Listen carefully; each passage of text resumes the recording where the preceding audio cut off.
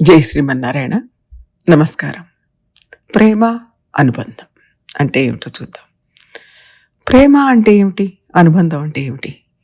ప్రేమ అనేది ఇద్దరు మనుషుల మధ్య ఏర్పడేది, లేదా కొందరు మనుషుల మధ్య ఏర్పడేది. అనుబంధం అనేది వస్తువుకి, మనిషికి మధ్య ఏర్పడుతుంది. ఒకరికి భూమి మీద అనుబంధం ఉంది అని చెప్పొచ్చు. భోజనం మీద అనుబంధం ఉంది అని చెప్పొచ్చు. వాటి మీద ప్రేమ ఉంది అని చెప్పలేం. కానీ జీవం ఉన్న వాళ్ళ మీద ప్రేమ, అనుబంధం కూడా ఉంటుంది. ప్రేమ జీవం లేని వాటి మీద ఉండదు. జ్ఞానం ఉన్న వాళ్ళ మీద చూపించేది ప్రేమ, అనుబంధం. జ్ఞానం లేని వాటి మీద చూపించేది అనుబంధం మాత్రమే. నమ్మాడవారి విషయాన్ని ఒక పాశ్రంలో ఇలా చెప్తారు.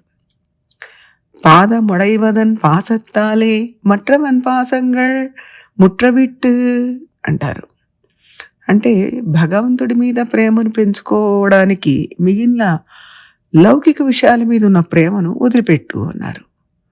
ఆయనంటే భగవద్భక్తిలో మునిగిన ఆళ్వార్లు, ఆయన అలా చేయగలరు. కానీ మనం లౌకిక విషయాల్లో పూర్తిగా మునిగిపోయిన సామాన్యులం కదా.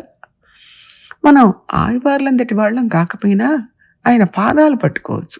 అంటే లౌకిక విషయాల మీద అనుబంధం పెంచుకోవాలా, తగ్గించుకోవాలా అన్న ప్రశ్న వస్తుంది. దానిని తగ్గించాలనుకుంటే అది ఇంకా పెరుగుతుంది, విలోమంగా సాగుతుంది. ఈ ప్రేమను తగ్గించడం అనేది సాధ్యం కాదు. ఇది గమ్మత్తుగా ఉంటుంది.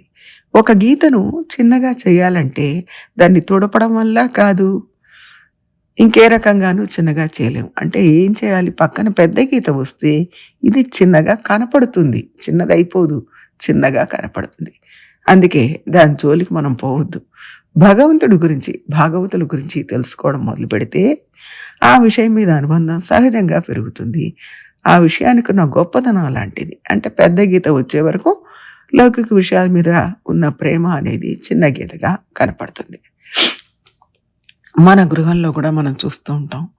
కొంతమంది పిల్లలు గుడికి వెళ్ళి అక్కడ జరిగే ఉత్సవాలను సేవిస్తూ ఉంటారు. అందులో రుచి కలిగాక వాళ్ళు ఎక్కువసేపు గుళ్ళోనే గడపాలనుకుంటారు, ఇంటికి రావాలనుకోరు.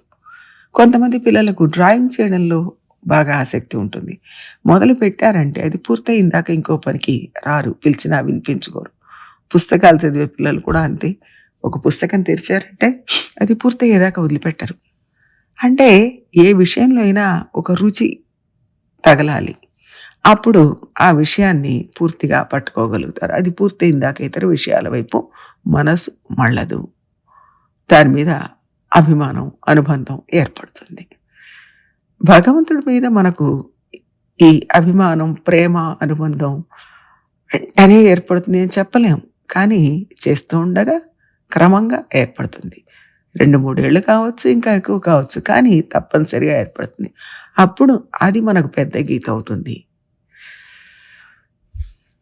మన ఇంట్లో ఉన్న వాళ్ళ మీద, మన తోటి వాళ్ళ మీద అభిమానం పెంచుకోవడం, ప్రేమ పెంచుకోవడం చాలా అవసరం. మన చుట్టూ ఉన్న వాళ్ళ మీద మనం తప్పనిసరిగా ప్రేమగా ఉండాలి. అప్పుడు వాళ్ళు చేసే చిన్న చిన్న దోషాలను మర్చిపోగలుగుతాం.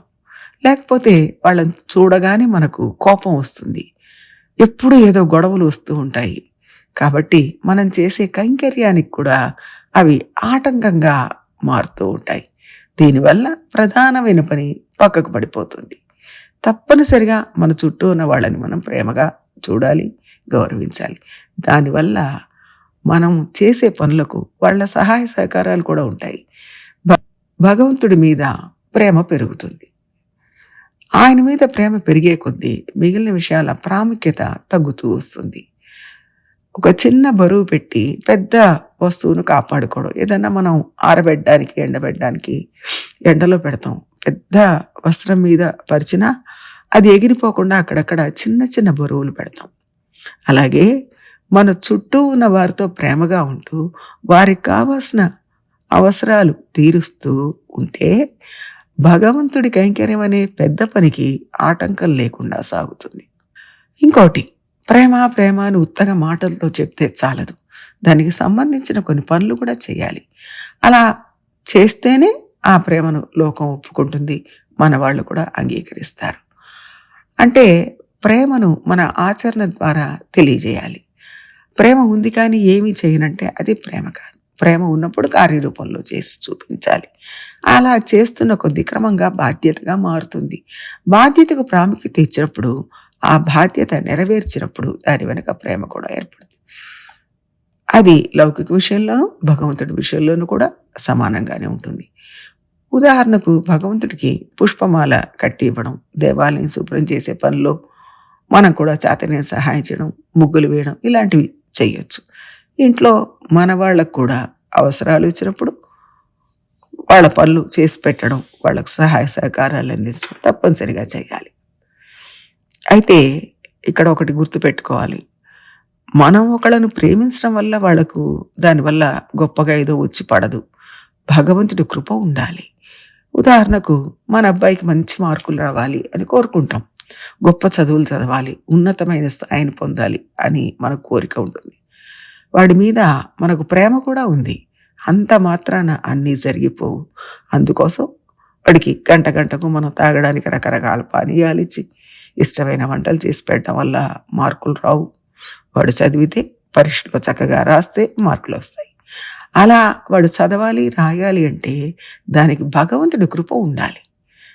అలాగే మన బంధువు అనారోగ్యంతో హాస్పిటల్లో ఉన్నారు. వాళ్ళ మీద మనకు ప్రేమ ఉంది. ఆ ప్రేమ మాత్రమే వాళ్ళని కాపాడదు. వాళ్ళకు కావాల్సిన సహాయ సహకారాలు చేసినప్పుడు వాళ్ళ కష్టాల నుంచి వాళ్ళు బయటపడతారు. ఆ పరమాత్మ కృప ఉంటేనే వాళ్ళ ఇబ్బంది నుంచి బయటపడతారు. కాబట్టి మనం వాళ్ళు ఆ కష్టం నుంచి బయటపడాలంటే, వాళ్ళు కోరుకుంది సాధించాలంటే వాళ్ళ మీద కేవలం ప్రేమ చూపిస్తే చాలదు. భగవంతుడి మీద మనకు ప్రేమ ఉండాలి. ఆయనతో వాళ్ళ గురించి మనం చెప్పుకోవాలి. అప్పుడు భగవంతుడు వాళ్ళ కష్టాన్ని తొలగిస్తాడు. అంటే భగవంతుడి మీద ఉన్న ప్రేమ ఎఫెక్టివ్ అయింది అని మనకు అర్థమవుతుంది. అందుకనే ఆళ్వార్లందరూ భగవంతుడి మీద ప్రేమను పెంచుకున్నారు. పెద్ద పని దొరకగానే చిన్న పనిని క్రమంగా వదిలేస్తాం. పెద్ద ఇల్లు దొరికింది అనగానే మనం ఉంటున్న మామూలు ఇంటిని మర్చిపోతాం. ఆ పెద్ద ఇంట్లో సెటిల్ అయిపోతాం. అలాగే భగవంతుడు అనే పెద్ద విషయంలోకి మనం ప్రవేశించగానే మన చుట్టూ ఉన్న ఇతర చిన్న విషయాల మీద డిటాచ్మెంట్ వస్తుంది. ఆయన మీద ప్రేమ అనే పెద్ద గీత ఇతరుల మీద ప్రేమ అనే గీతను చిన్నది చేసేస్తుంది. ఇక్కడ గమనించాల్సింది, ఉన్న గీతను తుడిచి చిన్నది చేయలేదు. పక్కన పెద్ద గీత రావడం వల్ల ఇది చిన్నగా కనిపిస్తుంది. అందువల్ల ఎవరికీ నష్టం జరగదు. భగవంతుడి విషయంలో ప్రవేశించాక చుట్టూ ఉన్న వాళ్ళని ప్రేమించడం అనే చిన్న విషయానికి క్రమంగా ప్రియారిటీ తగ్గిపోతుంది. భగవంతుడితో అటాచ్డ్గా ఉండాలి. దానివల్ల ఇతర లౌకిక విషయాల మీద డిటాచ్మెంట్ వస్తుంది. మన దుఃఖం తగ్గుతుంది, ఆనందం పెరుగుతుంది. ప్రయత్నం చేద్దాం. జై శ్రీమన్నారాయణ.